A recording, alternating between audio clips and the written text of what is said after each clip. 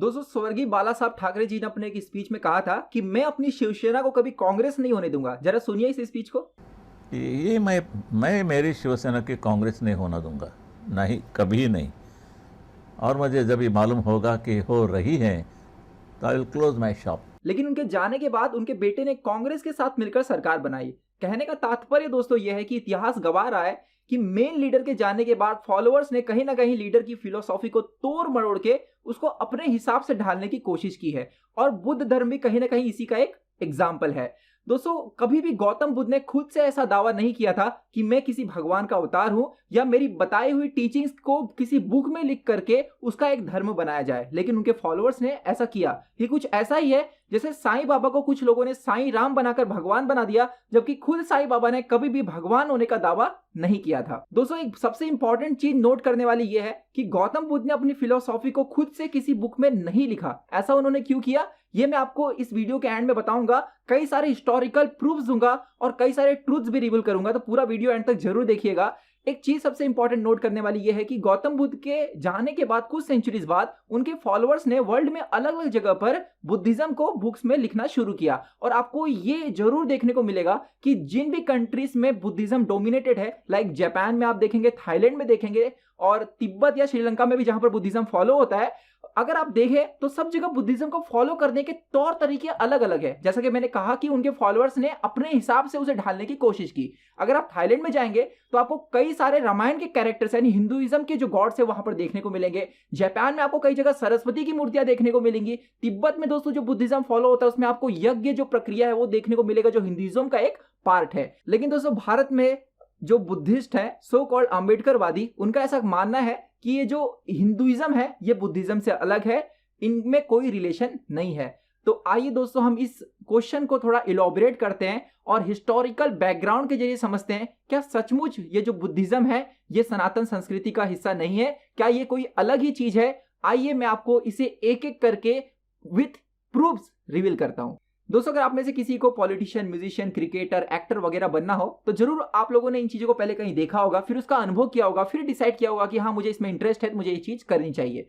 तो क्वेश्चन ये उठता है क्या गौतम बुद्ध ने भी ऐसी कोई चीज देखी थी जिसे देखने के बाद उनके अंदर से ये जिज्ञासा उठी कि मुझे खुद को समझने की कोशिश करनी चाहिए, मुझे सेल्फ ट्रूथ को जानने की कोशिश करनी चाहिए। तो इसका आंसर दोस्तों उन्हीं के फॉलोअर्स द्वारा लिखी गई बुक धम्मपद में देखने को मिलता है, जिसकी स्टोरी के हिसाब से जब गौतम बुद्ध अपने घर से बाहर निकलते हैं तो वो एक डेड बॉडी को देखते हैं। उन्हें नहीं पता होता कि ये कोई डेड बॉडी है, तो उनका जो सारथी है जो रथ को चलाते रहता है वो उनको बताता है कि ये जो आंख बंद किया हुआ आदमी लेटा हुआ ये मर चुका है, इस दुनिया से जा चुका है। तो कुछ दूर आगे जाने के बाद गौतम बुद्ध एक सेज को देखते हैं जो मेडिटेट करते रहता है आंख बंद करके। लेकिन गौतम बुद्ध को नहीं पता होता कि ये मेडिटेशन नाम की चीज होती है। तो उसकी आंख बंद होने की वजह से गौतम बुद्ध को लगता है कि ये मर चुका है। तो वो अपने सारथी से पूछते हैं क्या ये भी मर चुका है। तो उनका सारथी कहता है, तो यहां पर मैं दोस्तों इंग्लिश में इसे दिखा रहा हूं, बेसिकली ओरिजिनल जो टेक्स्ट है वो पाली लैंग्वेज में है। तो क्या उनका सारथी कहता है देखिएगा, know that is a bhikshu who has left worldly life to seek what lies beyond when the body seems dead but the spirit is awake, that is what they call yoga. मतलब उनका सारथी कहता है कि नहीं वो मरा नहीं है, वो इस दुनिया से बियॉन्ड जो है देखने की कोशिश कर रहा है, जिसे यहाँ के लोग योगा कहते हैं, जिसमें आदमी बाहर से तो मरा हुआ दिखता है लेकिन उसकी आत्मा फिर भी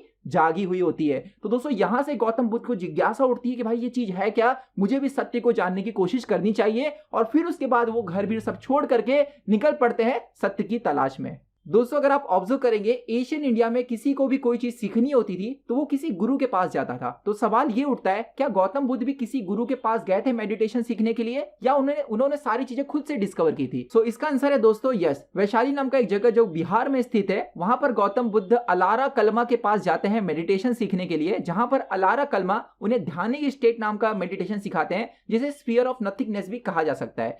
एक पर्टिकुलर पीरियड के बाद अगर आप स्टोरी देखेंगे उसमें एक पर्टिकुलर पीरियड के बाद जो अलारा कलमा है गौतम बुद्ध से कहते हैं, अब मैंने आपको वो सारी चीजें सिखा दी है जो मुझे आती थी, अब आप एक काम कर सकते हो, मेरे शिष्यों को आप ये सारी चीजें सिखा सकते हो। लेकिन गौतम बुद्ध इससे मना कर देते हैं क्योंकि उन्हें और भी सच्चाई को जानना होता है। तो यहां से निकलकर दोस्तों वो दूसरे गुरु के पास पहुंचते हैं जिनका नाम है उद्दका रामपुत्र। रामपुत्र मतलब दोस्तों रामपुत्र, सन ऑफ राम। तो ये जो गुरु होते हैं उद्दका रामपुत्र, इनके जो गुरु होते हैं वो ऑलरेडी निर्वाणा स्टेट को पा चुके होते हैं। तो गौतम बुद्ध को लगता है कहीं ना कहीं ये मुझे वो चीज सिखा सकते हैं। लेकिन कुछ समय के बाद उन्हें ये फील होता है कि जो उद्दका रामपुत्र थे वो इन्हें वो चीज नहीं सिखा पाते हैं। तो वो वहां से निकलकर जंगल में चले जाते हैं और वहां पे तरह तरह के मेडिटेशन के टेक्निक्स को फॉलो करते हैं और उसमें असफल रहते हैं, मतलब खुद को जानने में वो असफल रहते हैं।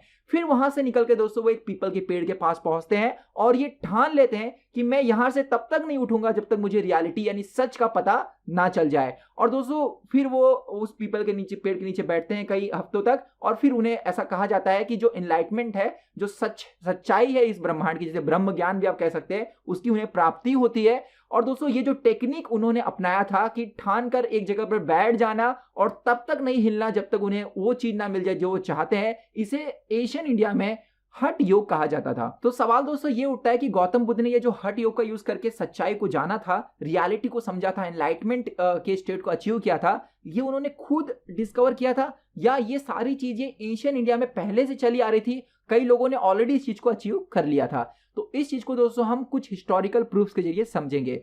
तो हाल ही में दोस्तों आप 1922 में जो हड़प्पा नामक संस्कृति की खोज हुई थी भारत में, उसमें आप देखेंगे कि खुदाई के बाद जो बहुत सारी चीजें मिली थी, उसमें से मेडिटेशन के कई सारे पोस्चर जो हैं आपको देखने को मिल जाएंगे ऑन स्टोन्स यानी पत्थरों पे। तो जिसके कुछ पिक्चर्स दोस्तों मैं आपको स्क्रीन पे दिखा रहा हूं और आप क्लियरली देख सकते हैं कि यहाँ पर एक जो लेडी है जिसके हाथ में बहुत सारे कंगन है, वो योगा पोस्चर में बैठी हुई है और ये हठ योग का एक टाइप है। इसका अंदाजा हम इस तरह से लगा सकते हैं कि आसपास शेर, हाथी, बहुत सारी चीजें उन्हें डिस्टर्ब करने की कोशिश कर रही हैं, लेकिन निडर होकर वो एक जगह पर बैठी हुई है। तो ऐसे कई सारे हमें प्रूफ्स, कई सारे जो आप कह सकते हैं नकाशे और कई सारे ऐसे ही पोज के जो पिक्चर्स हैं वो हमें देखने को मिलते हैं।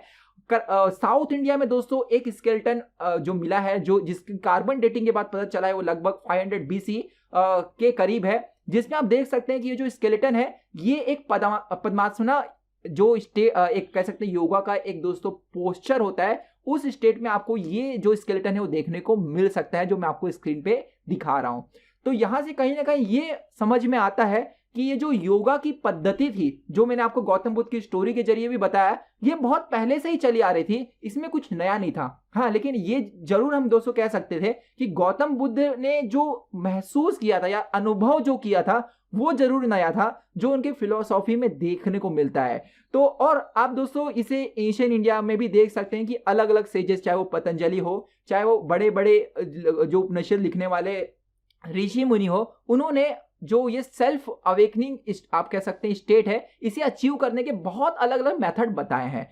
तो गौतम बुद्ध ने भी एक अपना खुद का जो अनुभव था वो अपनी फिलॉसफी में शेयर किया है। तो ये कोई दोस्तों अलग से धर्म नहीं हुआ, ये एशियन संस्कृति का ही चला आ रहा एक पार्ट है।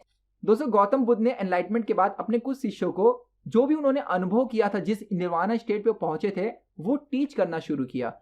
तो सवाल ये उठता है कि गौतम बुद्ध ने जो भी फिलॉसफी बनाई थी, क्या वो फिलॉसफी एकदम में अपने आप में नई थी या पहले ही से ही चली आ रही फिलॉसफी को मॉडिफाई करके उसको एक नया रूप उन्होंने दिया था? तो इसका आंसर दोस्तों गौतम बुद्ध खुद अपने टेक्स्ट में देते हैं कि मैं पहले से ही चली आ रही संस्कृति को बस आगे बढ़ा रहा हूं, मेरे पहले भी बहुत सारे बुद्ध आए थे और आगे भी बहुत सारे बुद्ध आएंगे।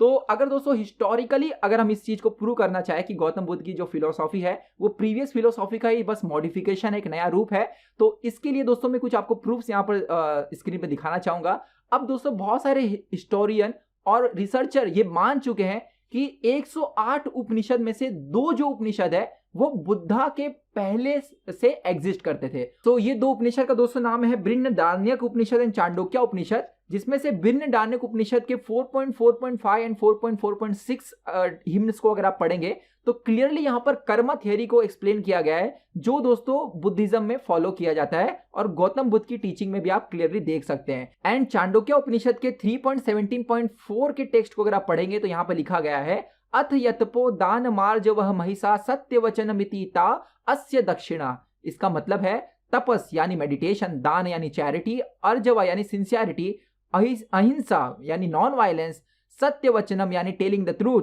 These are the dakshina he gives. तो यहाँ पर दोस्तों डिसाइपल की बात चालू है कि वो क्या दक्षिणा दे सकता है गुरु को, ठीक है। और आप देखेंगे दोस्तों बौद्ध धर्म में यही सारी चीजें तो बताई गई है, यही सारे प्रिंसिपल, अहिंसा, सत्य बोलना, तपस करना, दान देना, ये सारे बुद्ध की टीचिंग में आप देखने को आपको मिल जाएगा। तो कहने का मतलब है ये सारी चीजें पहले से फिलोसॉफी में थी, राइट, जिनसे बुद्ध इन्फ्लुएंस हुए थे। इसी प्रकार दोस्तों जो बृहदारण्यका उपनिषद है उसमें लिखा गया है अहम ब्रह्मास्मि, यानी मेरे अंदर ही ब्रह्म है, मेरे अंदर ही रियलिटी है। और चांडोक्य उपनिषद दोस्तों इसके बारे में कहता है, जो मैं आपको स्क्रीन पे दिखा रहा हूं, वन हु अंडरस्टैंड दिस, मतलब ये जो अहम ब्रह्मास्मि है, one loves the self, delights in the self, reveals in the self, रिजॉइसेस in the self, he who is thus autonomous, it is he who has unlimited freedom in all the words. मतलब चांडोक्य उपनिषद कह रहा है कि जो इस state को achieve कर लेता है वो इन सारी चीजों को पाता है। तो दोस्तों आप देख सकते हैं कि जो यहाँ पर एक मोटिवेशन है चांडोक्य उपनिषद में, वो सेल्फ को रियलाइज करने पर फोर्स किया जा रहा है।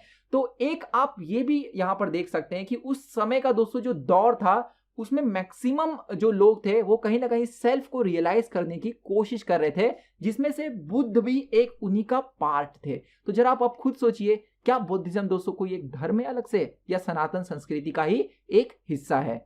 सो आई होप दोस्तों मेरी इस वीडियो के बाद आपको ये समझ में आ गया होगा कि बुद्धिज्म कोई रिलीजन ना हो करके खुद को समझने का, खुद के अंदर झांककर ट्रूथ को रियलाइज करने का एक तरीका है, जिसे वेद, पुराण और उपनिषद सदियों से गाते चले आए हैं। और दोस्तों गौतम बुद्ध ने खुद कहा है कि मानो नहीं, अनुभव करो, क्योंककि माना हुआ रिलीजन हमेशा नफरत पैदा करता है, हिंसा पैदा करता है। लेकिन दोस्तों अक्टूबर 14, 1956 को डॉक्टर बाबा साहब अम्बेडकर ने 3,65,000 अनुयायियों को, यानी अपने फॉलोअर्स को, बुद्ध धर्म जबरदस्ती मानने के लिए कहा। और यहाँ पर दोस्तों जबरदस्ती मैं इसलिए भी कह सकता हूँ क्योंकि जो 22 प्रतिज्ञाएं डॉक्टर बाबा साहब अम्बेडकर ने उनके फॉलोअर्स से दिलवाई थी, उसमें से आधी से ज्यादा हिंदू धर्म को त्याग करके उसके प्रति घृणा पैदा करने के लिए थी, जिसे आप स्क्रीन पे क्लियरली देख सकते हैं।